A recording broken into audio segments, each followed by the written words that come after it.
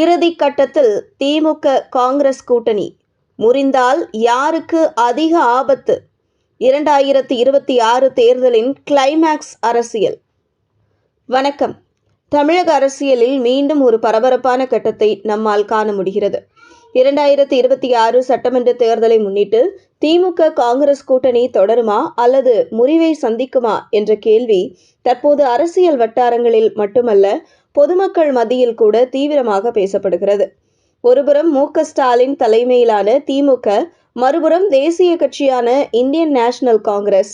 இந்த இரண்டு கட்சிகளின் கூட்டணி பல ஆண்டுகளாக தமிழக அரசியலில் முக்கிய பங்காற்றி வருகிறது. ஆனால் இந்த முறை தொகுதி பங்கீடு மற்றும் அரசியல் நிலைப்பாடு தொடர்பான விவாதங்கள் கூட்டணியில் சின்ன சின்ன விரிசல்களை உருவாக்கியுள்ளன.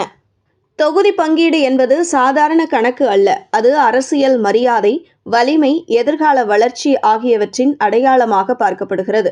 காங்கிரஸ் தரப்பில் 30க்கும் மேற்பட்ட தொகுதிகள் வேண்டும் என்ற கோரிக்கை முன்வைக்கப்பட்டதாக தகவல்கள் வெளியாகின. திமுக தரப்பில் 25 தொகுதிகள் வழங்கும் முன்மொழிவு இருந்ததாகவும் கூறப்படுகிறது. இந்த எண்ணிக்கை வித்தியாசமே இப்போது பெரும் அரசியல் விவாதமாக மாறியுள்ளது. இந்த நிலையில் முன்னாள் மத்திய நிதி அமைச்சரும் காங்கிரஸ் மூத்த தலைவருமான ப. சிதம்பரம் நேரடியாக முதல்வரை சந்தித்து ஆலோசனை நடத்தியது முக்கிய திருப்பமாக பார்க்கப்படுகிறது. அரசியல் பார்வையாளர்கள் கூறுவது என்னவென்றால், இது சாதாரண சந்திப்பு அல்ல, கூட்டணியை காப்பாற்ற வேண்டிய அவசர முயற்சி. இந்த நேரத்தில் தேசிய அளவில் காங்கிரஸ் முன்னாள் தலைவர் ராகுல் காந்தி எடுக்கும் முடிவு தமிழக கூட்டணியின் எதிர்காலத்தை தீர்மானிக்கும் முக்கிய காரணியாக இருக்கும் என சொல்லப்படுகிறது. டெல்லி தலைமையிலான அணுகுமுறை மற்றும் தமிழக காங்கிரஸ் தலைமையின் எதிர்பார்ப்புகள் ஒன்றாக இருக்கிறதா என்ற கேள்வியும் எழுகிறது. இதற்கிடையில் திமுக தலைமையிலான கூட்டணியில் புதிய திருப்பமாக தேசிய முற்போக்கு திராவிட கழகம் கட்சிக்கு மாநிலங்களவை இடம் வழங்கப்பட்டிருப்பது அரசியல் கணக்கை மாற்றி இருக்கிறது. பல ஆண்டுகளாக கூட்டணியில் இருக்கும் காங்கிரஸ் கட்சிக்கு வழங்கப்படாத ஒரு வாய்ப்பு சமீபத்தில் இணைந்த கட்சிக்கு வழங்கப்படுவது காங்கிரஸ் தரப்பில் அதிருப்தியை ஏற்படுத்தி இருக்கலாம். அரசியலில் சின்ன விஷயமே பெரிய சிக்னலாக மாறும். குறிப்பாக தேர்தல் முன் காலகட்டத்தில் ஒவ்வொரு நடவடிக்கையும் அரசியல் செய்தியாகவே பார்க்கப்படும். இந்த சூழலில் ஒத்து போங்க இல்ல ஒதுங்கி போங்க என்ற நிலை உருவாகி இருக்கிறதா என்ற கேள்வி எழுகிறது. இப்போது முக்கியமான கேள்வி, கூட்டணி முறிந்தால் யாருக்கு அதிக ஆபத்து? முதலில் திமுக. தமிழகத்தில் தனிப்பட்ட வலிமை கொண்ட கட்சியாக இருந்தாலும் தேசிய கட்சியின் ஆதரவு மற்றும் சிறுபான்மையினர் வாக்கு வங்கி ஆகியவற்றில் காங்கிரசின் பங்கு மறுக்க முடியாதது.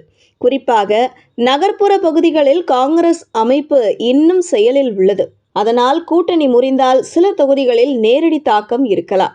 அதே நேரத்தில் காங்கிரஸ் தரப்பில் நிலைமை இன்னும் சவாலானது. தமிழகத்தில் தனித்து போட்டியிட்டால் வெற்றி பெறும் வாய்ப்பு குறைவு என்பதே கடந்த தேர்தல்களின் கணக்கு.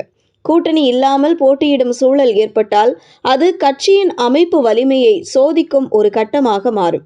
மேலும் இந்த பிரச்சனை வெறும் தொகுதி எண்ணிக்கையை தாண்டி செல்கிறது. காங்கிரஸ் தரப்பில் ஆட்சியில் பங்கு என்ற கோரிக்கையும் ஒலிக்க தொடங்கியுள்ளது. அமைச்சரவை பதவிகள், முக்கிய பொறுப்புகள் ஆகியவை பற்றிய எதிர்பார்ப்புகளும் உள்ளன. இது சாதாரண கூட்டணி பேச்சுவார்த்தை அல்ல, அதிகார பங்கீடு குறித்தும் பேசப்படும் ஒரு அரசியல் சதுரங்கம். அரசியலில் இறுதி நேரம் வரை எதுவும் உறுதியாகாது. பலமுறை கடும் கருத்து வேறுபாடுகள் இருந்தாலும் தேர்தல் நெருங்கும் நேரத்தில் சமரசம் உருவாகும். அதேபோல் இம்முறையும் 28+1 என்ற ஒரு சமரச முடிவு வெளியாகலாம் என கூறப்படுகிறது. ஆனால் கூட்டணி முறிந்தால் 2026 தேர்தல் எப்படி இருக்கும்? ஒரு மூன்றாவது முனை உருவாகும் வாய்ப்பு அதிகரிக்கும். அதனால் வாக்கு பங்கீடு சிதறலாம். அதனால் முக்கிய எதிரணிக்கு மறைமுக ஆதாயம் கிடைக்கலாம். வாக்குகள் பிளவுபட்டால் நேரடி எதிர்க்கட்சிக்கு அது பலனளிக்கலாம்.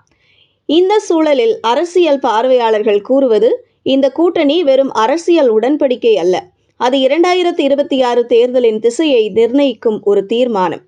இன்று அல்லது நாளை வெளியாகும் அறிவிப்பு அடுத்த 6 மாத அரசியல் களத்தை முற்றிலும் மாற்றக்கூடியது. கூட்டணி தொடர்ந்தால் அது ஒரு வலுவான எதிரணியை உருவாக்கும். முறிந்தால் புதிய அரசியல் கணக்குகள் தொடங்கும். இறுதியாக அரசியலில் நிரந்தர நண்பர்களும் இல்லை, நிரந்தர எதிரிகளும் இல்லை என்பார்கள். நிரந்தரமானது அதிகாரமும் மக்கள் ஆதரவும் தான். இந்த நிலையில் திமுக காங்கிரஸ் கூட்டணி எந்த திசையை தேர்வு செய்யும்? தமிழக அரசியலில் கிளைமாக்ஸ் காட்சி இன்னும் சில மணி நேரங்களில் வெளியாகுமா? இதுதான் இன்றைய மிகப்பெரிய அரசியல் கேள்வி. மேலும் விறுவிறுப்பான அரசியல் செய்திகளை தெரிந்து கொள்வதற்கு எங்கள் சேனலை சப்ஸ்கிரைப் செய்யுங்கள். நன்றி.